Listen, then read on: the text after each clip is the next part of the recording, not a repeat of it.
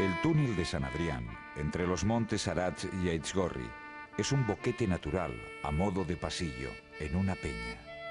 La peña misma y un camino o calzada que lo atraviesa entre montañas. Descrito así, tan solo el túnel de San Adrián no pasaría de ser un hermoso paraje guipuzcoano. Sin embargo, el hombre ha escrito buena parte de su historia a través de este túnel. Vía natural entre Guipúzcoa y Álava, paso del Camino de Santiago, importante ruta comercial, enclave de gran trascendencia política, fuente de inspiración de libros y canciones. El túnel de San Adrián nos conducirá hoy a tierras alavesas. Pocas veces se conjugan la naturaleza y la actividad humana de una forma tan vital como aquí en el túnel de San Adrián. La naturaleza ofrece un camino que, remontando el río Oria, sube desde Guipúzcoa y enlaza el mar con el interior de la península y con la cuenca del Ebro. Y ofrece un paso utilizado por viajeros, peregrinos, comerciantes, reyes. ¿Y qué recuerda a estas gentes del túnel de San Adrián? Pues muchas veces miedos, dificultades. Y se acuerdan que cuando llegaban a lo alto de San Adrián, lo dicen las canciones de peregrinos, se acuerdan con nostalgia de lo que dejaron atrás, de sus familiares. Y lo recuerdan de una manera agridulce, porque han vencido una dificultad.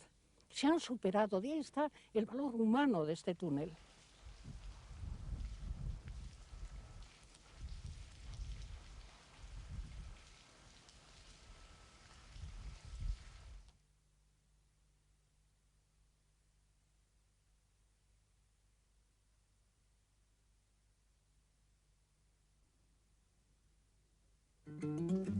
Está comprobado que por lo menos desde el Alto Medievo el túnel de San Adrián fue transitado por peregrinos camino de Santiago. Desde el siglo XVI, este túnel figuraba en la mayoría de los itinerarios franceses de la ruta jacobea. Viajeros de toda clase y condición, incluidos príncipes y monarcas, como Felipe el Hermoso, Doña Juana o Isabel de Valois, pasaron por este lugar. A la mayoría de estos viajeros el túnel les dejó una profunda huella. Numerosos libros de memorias y canciones recuerdan el túnel de San Adrián. Hay un peregrino que advierte y dice: al subir a San Adrián tendréis que llevar el camino, el caballo de la brida, tan difícil es la subida. A otros meterse en el túnel para atravesarlo les parece que se meten en la boca del infierno, palabras textuales de memorias. Les asusta la oscuridad, pero en el túnel encuentran dos cosas. En la entrada del túnel hacia Guipúzcoa encuentran una posada donde se les da pan y vino. Dice una canción de peregrinos con mucha sorna. Dice, pero con tu dinero. Y encontraban también un refrigerio espiritual, una ermita. Por ejemplo, una gran señora, Madame d'Aulnois, se admira del paisaje y dice: en él reina el silencio. Es verdad. Otro, por ejemplo, un embajador, Andrea Navasiero, se asombra de los bosques. Un sastre, Manier, que viene en 1726, un francés, el sastre acostumbrado a trabajar con telas, dice, el color, los colores que se ven desde allá arriba, dice, son como las más bellas tapicerías. Los que vienen de las zonas alpinas ven a veces San Adrián cubierto de nieve y dicen, hablan de la blanca cabellera y de las barbas endurecidas por el hielo, los regatos.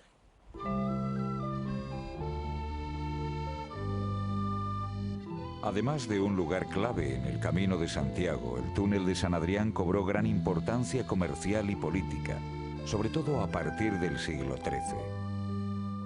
En el año 1200, concretamente, Alfonso VIII extiende los límites de Castilla ya definitivamente hacia estas zonas. Y entonces, Alfonso VIII está casado con Leonor de Inglaterra, que ha traído en dote la Gascuña. Entonces, ¿qué conviene? Un camino directo entre Castilla y Gascuña sin pasar por Navarra. Hasta entonces los caminos habían pasado por Navarra, porque esta zona había estado bajo la influencia navarra.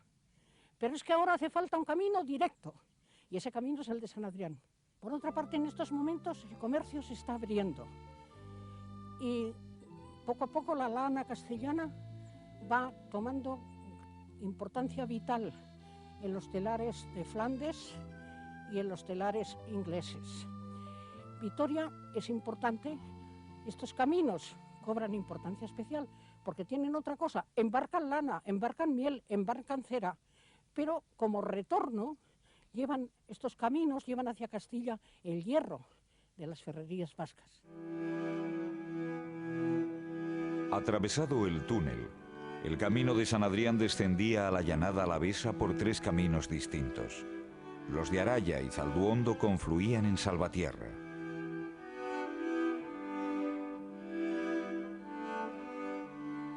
El de Galarreta seguía directo hasta Vitoria.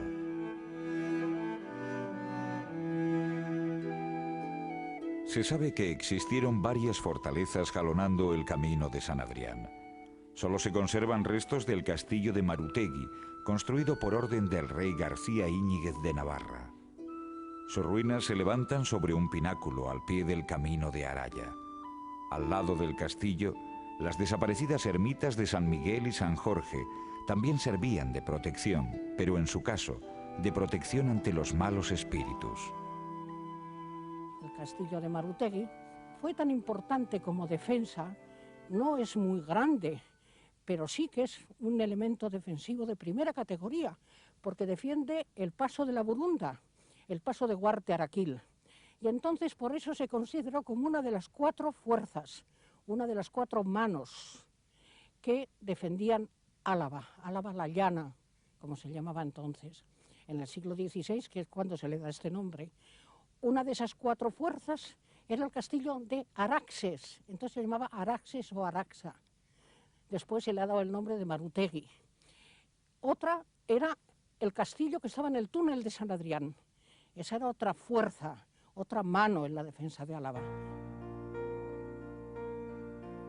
Antes de entrar en Zalduondo, el camino medieval dejaba a la izquierda el despoblado de Aistra con su entonces parroquia, hoy ermita, de San Julián y Santa Basilisa. Esta ermita conserva uno de los restos medievales más notables del País Vasco. De sus posteriores añadidos en estilo románico muy primitivo, dan prueba los arcaicos canes que sustentan la cubierta exterior del presbiterio.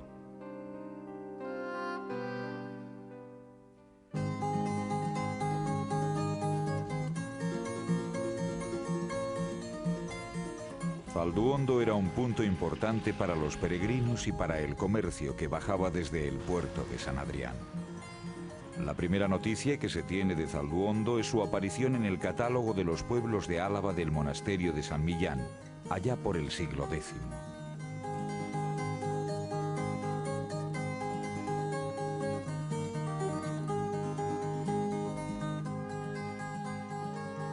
El centro urbano de Zalduondo lo ocupan la iglesia de San Saturnino, el actual ayuntamiento y el Palacio de los Lazárraga, un bello edificio del siglo XVI, conocido como la Casa de los Guisones.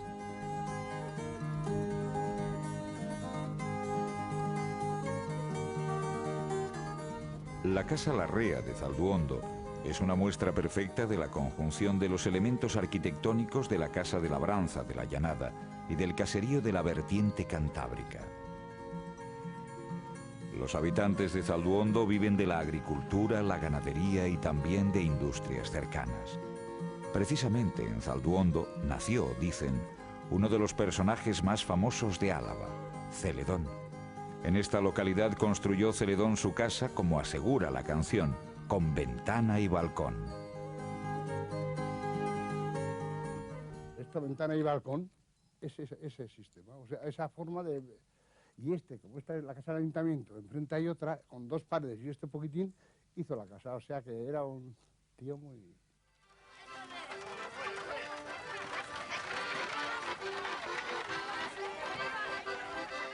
Marquitos es el otro gran personaje de Zalduondo. Tiene su día el domingo de carnaval. Marquitos paga los platos rotos de todo lo malo que durante el año ocurre en el pueblo. Marquitos es un muñeco que se hace todos los años y es como si diríamos el malo del pueblo. Entonces el día de carnaval se le saca a la mañana, se le da un paseo por todo el pueblo montado en un burro y como para que todo el mundo lo vea. Y luego se le empala aquí enfrente del palacio en un palo largo, pues para que esté expuesto ahí al público, que todo el mundo lo vea, ¿no? Que ahí está Marquitos, el malo. Y a la tarde se le baja del palo y se le vuelve a pasear en un carro y en un burro, se le vuelve a pasear, pero ya con toda la comitiva de carnaval. Se le da una vuelta por todo el pueblo y al final se le hace un juicio, bueno, pues que por todas las cosas malas que ha hecho Marquitos, pues se le condena a fuego eterno. Y nada, se le quema a Marquitos y todos los demás vayan alrededor de él.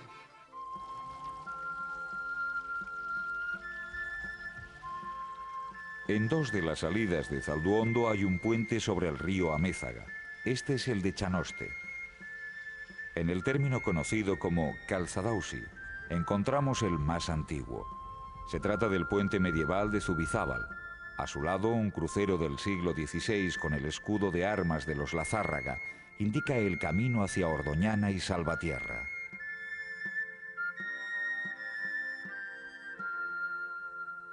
Al llegar a Ordoñana, la ermita de San Millán destaca sobre el camino.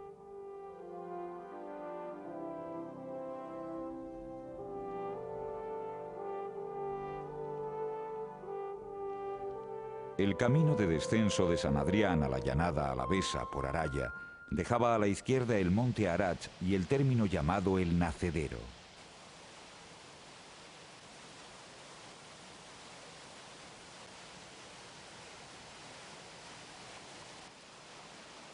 En este bello lugar, bajo el Arach Chiqui, nace el río Araya, el mismo río que a su paso por Navarra recibe el nombre de Araquil.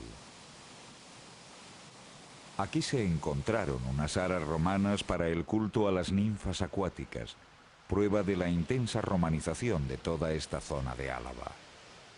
La historia y economía de Araya desde la Edad Media han respondido al uso y aprovechamiento que sus habitantes han hecho de estas aguas. Aguas, se decía, corrientes y molientes que alimentaban fraguas, ferrerías y molinos. Gracias a las ferrerías, Araya vivió a partir del siglo XVIII una gran expansión económica e industrial. Ferrones, remachadores, obreros, carboneros trabajaban en Araya.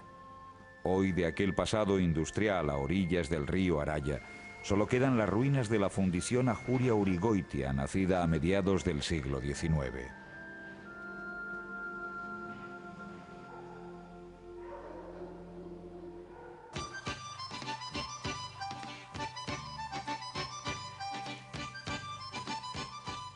Un eje poblacional, en Araya, sigue el curso del río del mismo nombre en su descenso por el monte. Otro eje responde al trazado del camino medieval que venía de Zalduondo. Este camino entraba a Araya cerca de la ermita de Andramari.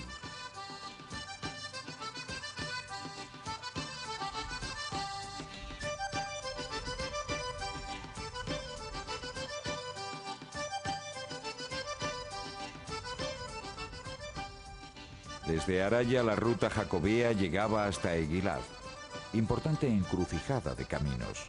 Aquí se levanta el dolmen de Aizkomendi. Ahora nos encontramos en la salida de Araya hacia el barrio de Iduya. Por Iduya y Amézaga se llega a Eguilaz. Y en Eguilaz, los peregrinos que seguían este camino, este es el camino de peregrinos, la salida de Araya. Este camino se encontraba con la calzada romana de Burdeos-Astorga, que entraba por el boquete de la Burunda, se encontraban en Eguilaz precisamente. Y luego de Eguilaz, junto a los dos caminos, por Mezquía, llegan al Hospital de la Magdalena de Salvatierra.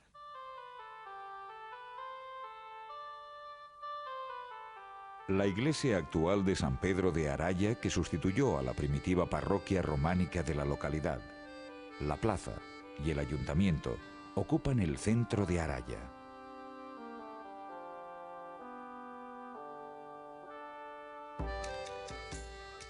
Hoy viven en Araya alrededor de 1.300 personas. La explotación forestal, la ganadería e industria metalúrgicas y de alimentación son las principales fuentes de riqueza de este hermoso municipio alavés.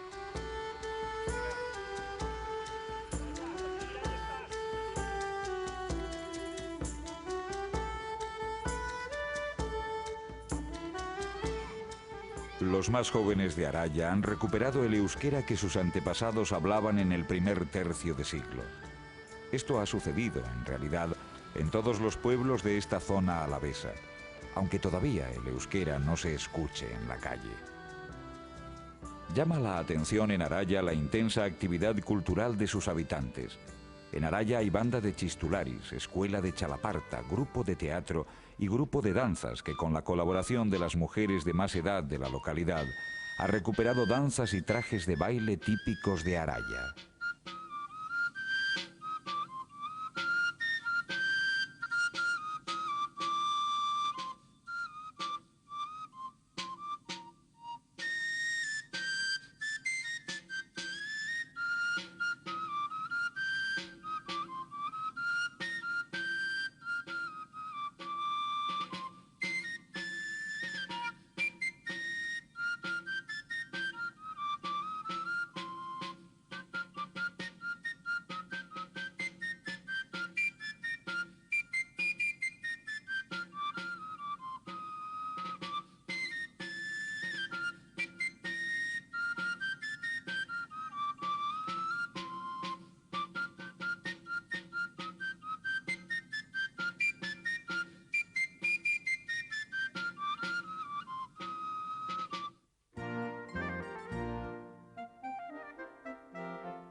Por Galarreta el camino de San Adrián pasaba en dirección a Vitoria sin entrar en Salvatierra. Importantes viajeros, monarcas, comerciantes, valijeros, correos, cruzaban este puente de Galarreta recientemente reformado. El camino de Galarreta era un nudo de gran trascendencia en las comunicaciones europeas. En el núcleo urbano de Galarreta destacan la antigua Casa de la Posta y la iglesia de la Asunción, hoy en ruinas.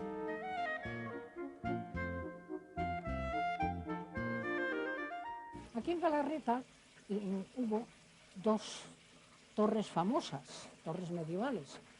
Una de los Velascos, en el barrio de arriba, y otra la de los Ocariz, en el barrio de abajo.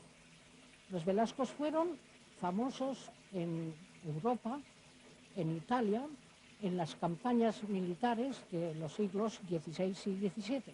En cambio, los Galarretas fueron diplomáticos. De aquí salió don Francisco de Galarreta Ocariz, uno de los más importantes diplomáticos del siglo XVII, en tiempos de Felipe IV. Pero es que además hay que decir algo respecto a los vecinos de Galarreta, porque el puerto de San Adrián a veces se cerraba. Y entonces los vecinos de los pueblos se encargaban de limpiar los caminos, incluso de tañer campanas para orientar a los peregrinos. y a los viajeros. Incluso a veces les salían al camino y los acompañaban. De Galarreta proceden numerosos ritos mágicos y creencias. Una de ellas tiene que ver con las ánimas errantes. En Galarreta contaban que de noche, en los caminos o cerca del cementerio, aparecían los muertos amortajados o en figuras de luz para encargar alguna misa o tratar de cumplir alguna promesa hecha en vida. Los caminos de San Adrián por Araya y Zalduendo confluían en Salvatierra en este hospital de San Lázaro y la Magdalena, hoy caserío de propiedad particular. El hospital era ya antiguo en 1487. Existía, se decía entonces, desde tiempo inmemorial. Muchos peregrinos no entraban a Salvatierra. Pasaban por la cruz de Bentaberri, un hermoso crucero del Bajo Renacimiento, y se dirigían a Gaceo por la capilla del Humilladero, hoy capilla del cementerio.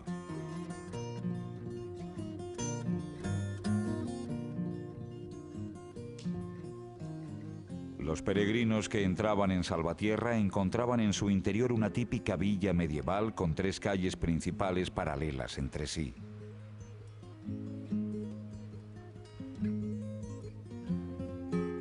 La villa estaba fortificada. No en vano Salvatierra se creó con fines defensivos en el límite entre Castilla y Navarra. Fue en 1256 cuando el rey castellano Alfonso X otorgó a la villa el fuero de población.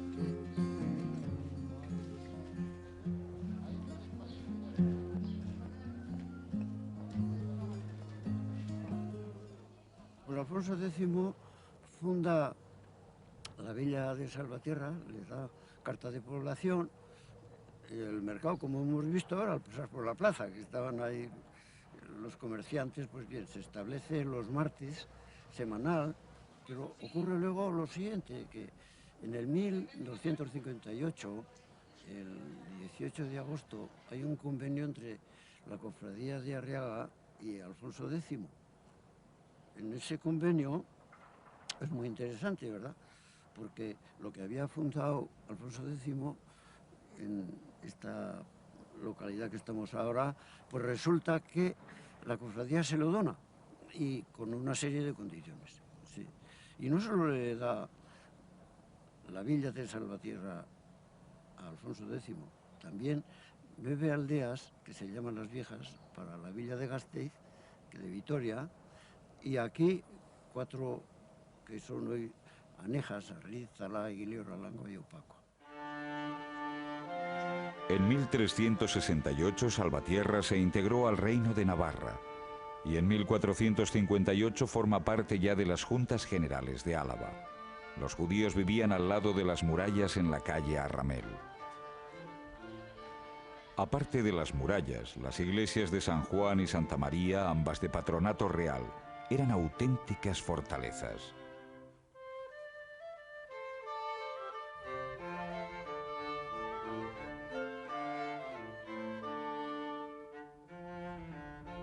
Además, Salvatierra fue un importante centro de cultura. Había numerosos escribanos y los cargos del concejo eran ocupados por personas letradas. En 1555 ya existe en Salvatierra una escuela de gramática o latinidad.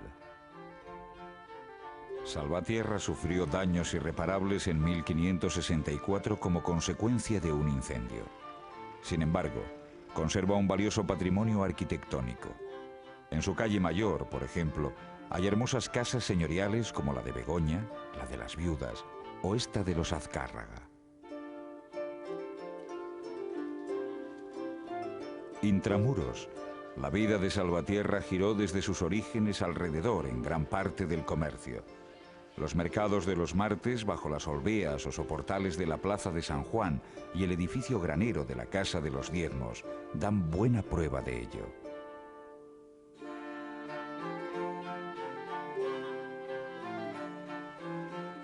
Por otro lado, la economía de Salvatierra dependía de los numerosos talleres artesanales que en la villa existieron hasta fechas recientes. Dentro del convento de clausura de las Hermanas Clarisas se realiza uno de los pocos trabajos artesanos que hoy podemos encontrar en Salvatierra.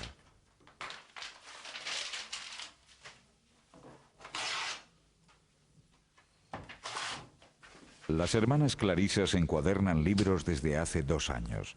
Aprendieron de las carmelitas de Vitoria para ganarse la vida con este trabajo. Todos los días, de 9 de la mañana a 2 de la tarde, un grupo de monjas y de novicias encuadernan libros.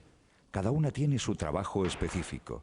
Desempeñan su labor de forma ordenada, casi en silencio, poniendo sumo cuidado en que la encuadernación quede perfecta.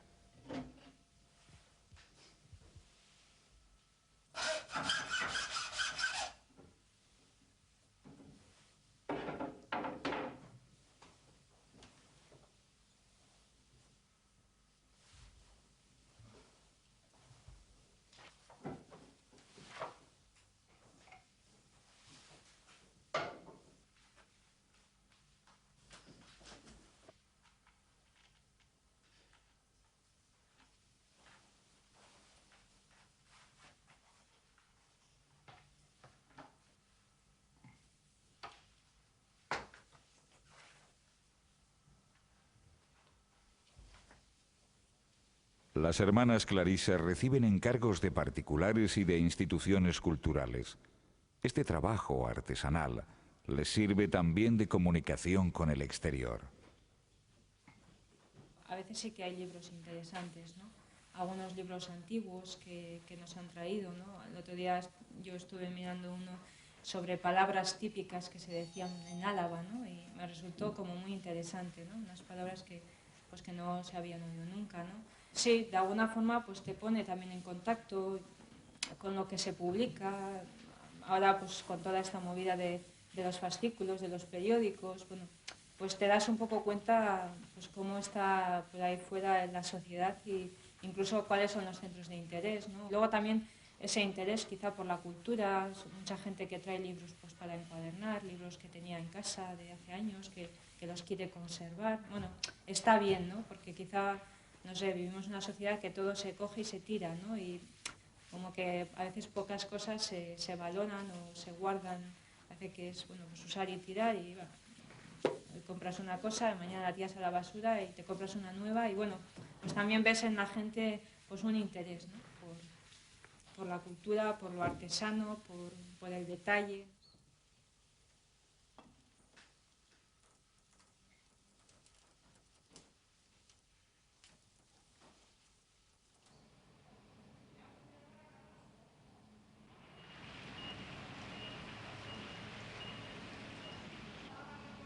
Salvatierra siempre ha sido más comercial e industrial que agrícola.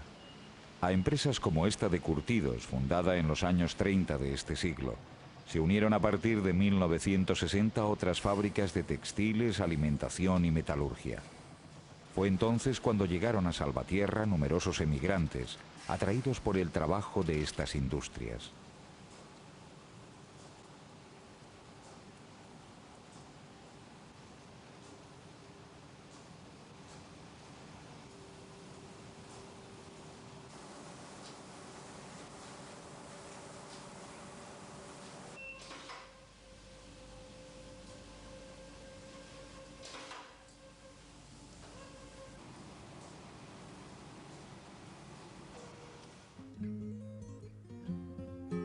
Sin embargo, Salvatierra posee también una importante tradición agrícola.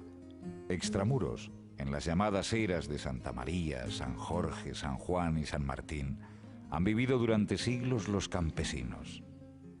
Los oradores estaban ahí, como si dijéramos, condicionados a vivir, porque en las ordenanzas del año 1538 ya está establecido de que no se podía tener más que unas pocas arrobas de paja en casa. Entonces, una casa de labrador con qué alimentar al ganado no va a estar viviendo aquí. Y no se ha vivido ni últimamente tampoco, ¿eh? Y se solía decir los de la calle y los de las eras, ¿no? Como había diferencias entre los de San Juan y de Santa María, los barrios de las distintas iglesias. En el caserío Ula vive una de las familias que en Salvatierra cultiva las patatas que han dado fama a la villa. La familia Quintana está hoy seleccionando patatas. Unas son para siembra, otras para consumo y el resto para el ganado. Hasta el caserío Ula llegan agricultores de numerosos lugares para comprar patata de siembra. Cogen muchos más kilos, pero la calidad, por la arcilla, por el suelo, por el clima, alguna cosa hay que esto, la patata, mire, ahí llega uno de Salamanca a por patatas.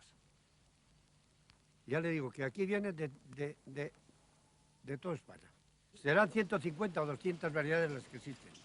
Está Mona Lisa, Espunta, está la Jaerla, Desidé, Real Puntear, Edurne, ha salido una nueva también que va muy bien, muy bien.